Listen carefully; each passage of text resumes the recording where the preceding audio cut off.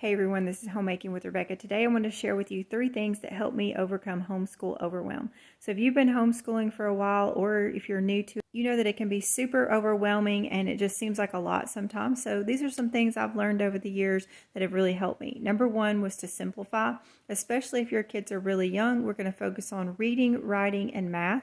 So what that's going to look like with reading is them reading to you, you teaching them how to read, or you reading books to them, just kind of depending on what level you're at, and you can switch some of those things up. You can also work on a language arts workbook to help. So then with writing, that's going to look like potentially having a writing workbook. Maybe you're just going to copy some letters. Maybe you're going to copy a passage from something you read that day to them.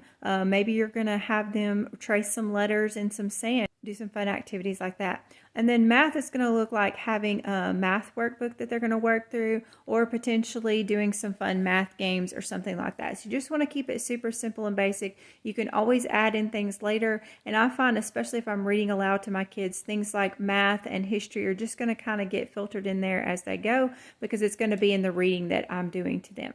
The second thing is to consolidate. So anything that you can consolidate and work together on is just going to make it so much simpler and easier. If you have multiple kids, this especially works well. So we would have a morning reading time, and we would work on Bible and like usually a science or history and whatever read aloud we were working on that day.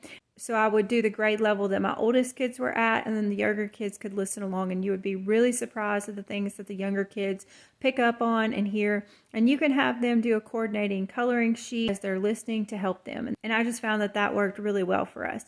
And the third thing is going to be to delegate. So if your kids are getting older, you may just make them out a list of things they need to have done that week or that month or that year, and say, this is what I need you to get done, and then just check up on them occasionally. That can also look like checking in your homeschool community to see if anybody's putting on any classes. Sometimes moms just like to do classes with other kids because it makes it easier to do things as a group. If you're involved in a homeschool co-op, you can look at doing some classes there. I know this has been especially helpful for us with our kids' science classes. They like doing those together as a group, and it just works out really well for them to do them at the homeschool co-op. And then the teacher usually sends them some homework to do at home, and they can get that done. This may also look like enlisting the help of another family member, maybe an older sibling, maybe a grandparent, maybe their dad, bringing them in to help with some of the subjects or to check up on their work or things like that. So find people in your community, your friends and family, that are really passionate about things that maybe you aren't, and they can teach these things to your kids. I have a whole playlist of homeschool